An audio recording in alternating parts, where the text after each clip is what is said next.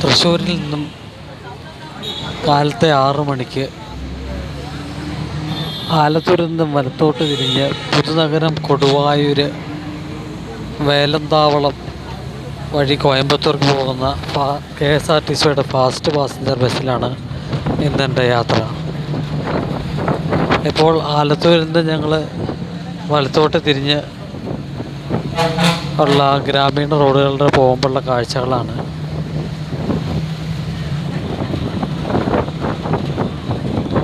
തനി ഗ്രാമീണ കാഴ്ചകളാണ്. ഈ പോകുന്ന റോഡിലാണ് നമ്മുടെ നേരത്തെ, അതായത് 2000-ൻ്റെ ആദ്യ വർഷങ്ങളിൽ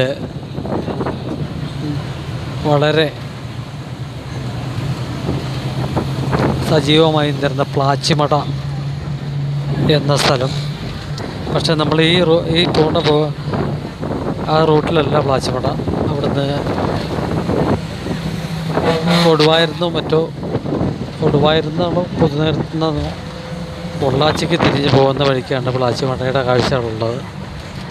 എന്തായാലും നമ്മൾ പോകുമ്പോൾ റോഡ് സൈഡിലുള്ള വയലേലകളുടെ കാഴ്ചകൾ, പാലക്കാട് വയലേലകളുടെ കാഴ്ചകൾ അതിമനോഹരമാണ്. അതുപോലെ തന്നെ ഈ ഗ്രാമീണ റോഡുകൾ അത്യാവശ്യം വലിയ തെറ്റില്ലാത്ത രീതിയിൽ തന്നെ പണിയൊക്കെ തീർത്തിട്ടിരിക്കുന്ന വലിയ ഗട്ടറും കാര്യങ്ങളൊന്നുമില്ലാത്ത റോഡ്. അതുപോലെ ഇപ്പോൾ മഴയുടെ ഒരു കണക്കനുസരിച്ചാണ് ഇവിടെ ശരിക്കും ഈ നെൽകൃഷി നടത്തുന്നത്. മിക്കവാറും എല്ലാ വയലുകളിലും നെൽകൃഷി എല്ലാം ആരംഭിച്ചു കഴിഞ്ഞിരിക്കുന്നു. കാലത്ത് പുലർകാലം ആയതുകൊണ്ട് തന്നെ ഏകദേശം ഒരു 7 മണി ആകുന്നതേ ഉള്ളൂ. ഇപ്പോൾ സമയം 6:45 ആവുന്നേ ഉള്ളൂ. അതുകൊണ്ട് തന്നെ വളരെ തിരക്ക് കുറവാണ് റോഡിൽ. പോകുന്ന വഴിക്ക് കേരളത്തിൻ്റെ തനതായ ഗ്രാമീണ കാഴ്ചകൾ. ഞങ്ങൾ കൊടുവായൂർ എന്ന് പറഞ്ഞ സ്ഥലത്തെത്തി. ഇതാണ് കൊടുവായൂരിലെ കാഴ്ചകൾ. ഇവിടെ നിന്നും കുറച്ചുകൂടി പോയാൽ പുതുനഗരം, അത് കഴിഞ്ഞ് കൊഴിഞ്ഞാമ്പാറ, പിന്നെ വേലന്താവളം. അങ്ങനെയാണ് ഈ ഒരു റൂട്ടിലെ സ്ഥലങ്ങളുടെ ഒരു കിടപ്പ്. നമ്മളിപ്പോൾ കൊടുവായൂർ ആണ് എത്തിയിരിക്കുന്നത്. അവിടെ ആ ടൗണിൻ്റെ ജംഗ്ഷനിൽ തന്നെ ഒരു ചെറിയ ക്ഷേത്രമുണ്ട്.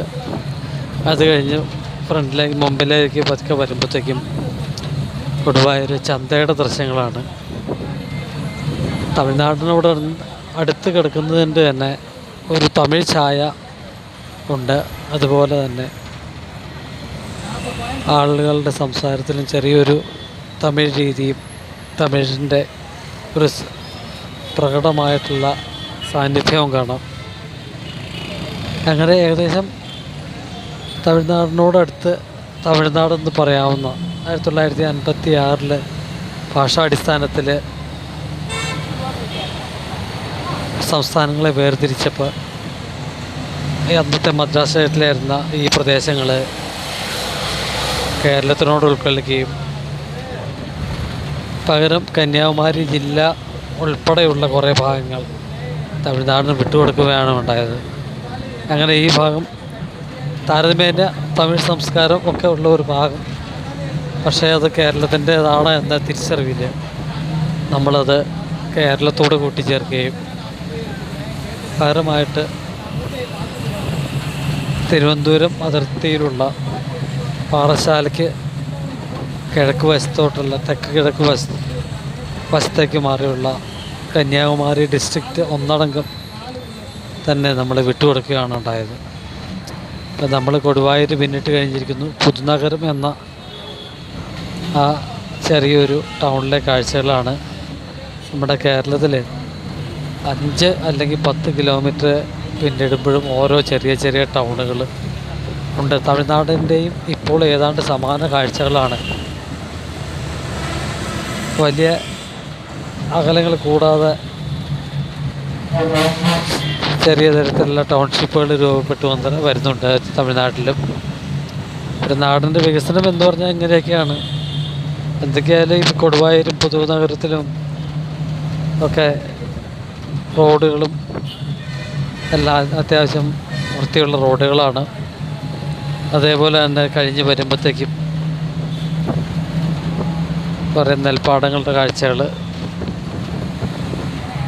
ഇത് കോയമ്പത്തൂർക്ക് കൊഴിഞ്ഞാമ്പാറയ്ക്ക് തിരിയുന്ന മെയിൻ ജംഗ്ഷനാണ്. ഇവിടെ നിന്ന് വലത്തോട്ട് തിരിഞ്ഞ് കൊഴിഞ്ഞാമ്പാറ വഴി മീനാക്ഷിപുരം വേലന്താവളം വഴിയാണ് നമ്മൾ ഇപ്പോൾ കോയമ്പത്തൂർക്ക് പോകുന്നത്. ഇപ്പോൾ കൊഴിഞ്ഞാമ്പാറ എന്ന ചെറിയ ടൗണിലേക്ക് എത്തി. നമ്മൾ കൊഴിഞ്ഞാമ്പാറ ടൗണിലെ കാഴ്ചകളൊക്കെയാണ് നമ്മളിപ്പോൾ കടന്നു പോയിക്കൊണ്ടിരിക്കുന്നത്. ഏതായാലും ഈ തമിഴ്നാടിനെടുക്കും തോറും വ്യാപാര സ്ഥാപനങ്ങളുടെ ഒരു ധാരാളിത്തം നമ്മുടെ ഈ പുതുനഗരത്തിലായാലും കൊടുവായൂരിലായാലും അതേപോലെ തന്നെ ഇപ്പോൾ കൊഴിഞ്ഞാമ്പാറയിലായാലും നമുക്ക് പ്രകടമായിട്ട് കാണാനുള്ളതാണ്.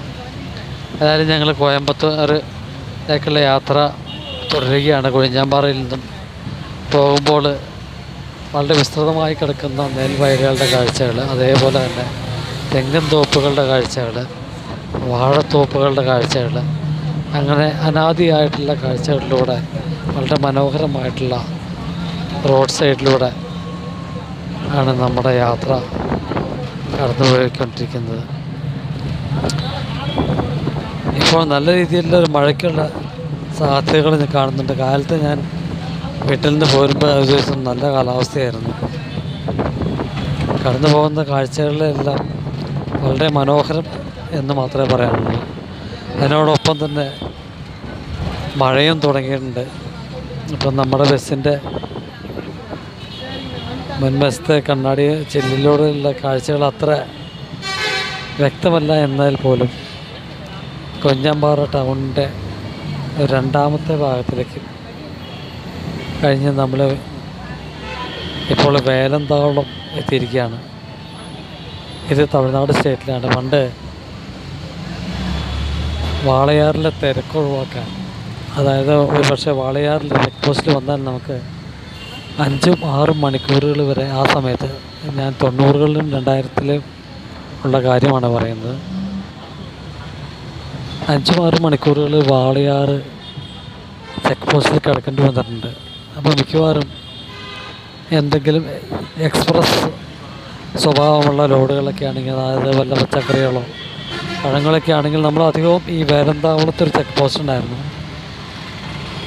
അപ്പോൾ നമ്മൾ KG ചാവടിയിൽ നിന്നും ഇടത്തോട്ട് തിരിഞ്ഞ് വേലന്താവളം വന്ന് അവിടെ വലിയ തിരക്കുണ്ടാവില്ല. അവിടെ കൂടി വന്നാൽ ഒരു 15 മിനിറ്റ് 20 മിനിറ്റേ നമുക്ക് ചിലവഴിക്കേണ്ടി വരികയുള്ളൂ. വണ്ടി പാസ്സായി പോരും. അങ്ങനെ ഏകദേശം ഒരു 5-5.5 മണിക്കൂർ നമുക്ക് അതുപോലെ പാലക്കാട് ടച്ച് ചെയ്യേണ്ട എന്നൊരു ഗുണവും കൂടെ ഉണ്ട്. നേരെ ആലത്തൂർ വന്ന് ചാടാം. ഇപ്പം നമ്മൾ ഈ പോകുന്ന വഴി ആലത്തൂർ വന്ന് ചാടാം. അങ്ങനെ ഏകദേശം യാത്രയിലും 1-1.5 മണിക്കൂറോളം നമുക്ക് ലാഭിക്കാനാവും. അങ്ങനെയുള്ള ഒരു അഡ്വാൻറ്റേജൊക്കെ ഉണ്ടായിട്ട് നമ്മൾ ആ വഴിക്ക് ബസ് ലോറികൾ സർവീസ് നടത്തിയിരുന്ന ഒരു റൂട്ടാണ് നാഷണൽ പെർമിറ്റ് ലോറികൾ. ഏതായാലും വേലന്താവളം കഴിഞ്ഞ് നമ്മൾ പോകുന്ന വഴിക്ക് കാണുന്നത് മുഴുവൻ തെങ്ങിൻ തോപ്പുകളുടെ അതിമനോഹരമായ കാഴ്ചകളാണ്. തെങ്ങിൻ തോപ്പുകൾ എന്ന് വെച്ചാൽ യാതൊരു വിധത്തിലുള്ള അസുഖങ്ങളൊന്നുമില്ലാത്ത വളരെ നല്ല രീതിയിൽ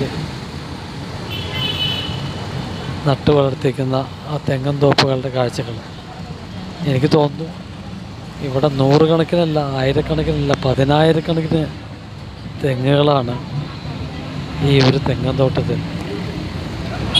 ശരിക്കും തെങ്ങിൻ്റേതായിട്ടുള്ള ഒരു എസ്റ്റേറ്റ് എന്ന് പറയാം. അത്ര മനോഹര, കൃത്യമായിട്ടുള്ള അകലം പാലിച്ച് കൃത്യമായിട്ട് അതിന് പാലിക്കേണ്ട നിബന്ധനകളെല്ലാം പാലിച്ചുകൊണ്ടാണ് തെങ്ങിൻ തോപ്പുകൾ പരിപാലിച്ചു പോരുന്നത്. തീർച്ചയായിട്ടും അതിൻ്റെ ഒരു ഗുണവും അതിൻ്റെ ഉടമസ്ഥന് ലഭിക്കുന്നുണ്ടാവും. വീണ്ടും മുൻപോട്ട് പോകുമ്പോൾ വീണ്ടും വയലേലകളുടെ കാഴ്ചകളുണ്ട്, വീണ്ടും തെങ്ങിൻ തോപ്പുകളുടെ കാഴ്ചകളുണ്ട്, അതുപോലെ വാഴക്കൃഷിയിടങ്ങളുണ്ട്. റോഡിൻ്റെ കാഴ്ചകൾ അത്ര വ്യക്തമല്ലെങ്കിലും അതിമനോഹരമായിട്ടുള്ള കാഴ്ച. അതിമനോഹരമായിട്ടുള്ള റോഡ് ആണ് ഈ കടന്നു പോകുന്ന വഴിക്കൊക്കെ. അതേപോലെ അടുത്ത സൈഡിലാണ് നമ്മുടെ വയലേലകളുടെ മനോഹരമായിട്ടുള്ള കാഴ്ചകൾ. എവിടെ നിന്നാലും നെല്ല് കൃഷി ചെയ്യിക്കുന്നതിന് നമുക്ക് പ്രത്യേകിച്ചും കേരളീയരെ സംബന്ധിച്ചിടത്തോളം ഒരു കൺ കുളിർക്കുന്ന ഒരു കാഴ്ച തന്നെയാണ്. പ്രത്യേകിച്ചും നമ്മളെപ്പോലെ ഈ ഒരു നെൽകൃഷിയൊക്കെ ഉണ്ടായിരുന്ന ആൾക്കാർക്ക് വളരെ സന്തോഷം നൽകുന്ന കാഴ്ചകളും കൂടിയാണ് ഈ നെൽവയലുകളുടെയും അതേപോലെ തന്നെ തെങ്ങും തോപ്പിൻ്റെയും പ്രത്യേകിച്ചും കൃഷി സ്ഥലങ്ങളുടെ എല്ലാം മനോഹരമായിട്ടുള്ള കാഴ്ചകൾ നമ്മുടെ കണ്ണുകൾക്ക് വളരെ ഒരു തണുപ്പ് നൽകുന്ന ഒരു കാഴ്ചകൾ തന്നെയാണ്. അങ്ങനെ നമ്മൾ KG ചാവടിയിലേക്ക് എത്തിയിരിക്കുകയാണ്.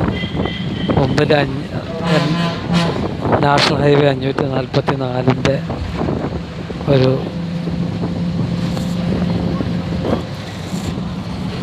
റോഡ് കടന്നു പോകുന്നു. അതിൻ്റെ കീഴിലുള്ള ആ സ്ഥലത്തുകൂടി നമ്മൾ 544 മിക്കവാറും പ്രവേശിക്കേണ്ടാവില്ല, സർവീസ് റോഡാണ്. ഈ റൈറ്റ് സൈഡിൽ കാണുന്നതാണ് 544 നാഷണൽ ഹൈവേയുടെ കോയമ്പത്തൂർ ബൈപ്പാസാണ് കാണുന്നത്. ഇത് അവിനാശി, സേലം, പെരുന്തുറ, ശങ്കരി അങ്ങനെയുള്ള സ്ഥലങ്ങളിലേക്ക് ബാംഗ്ലൂർക്കൊക്കെ പോകുന്ന റോഡാണ്.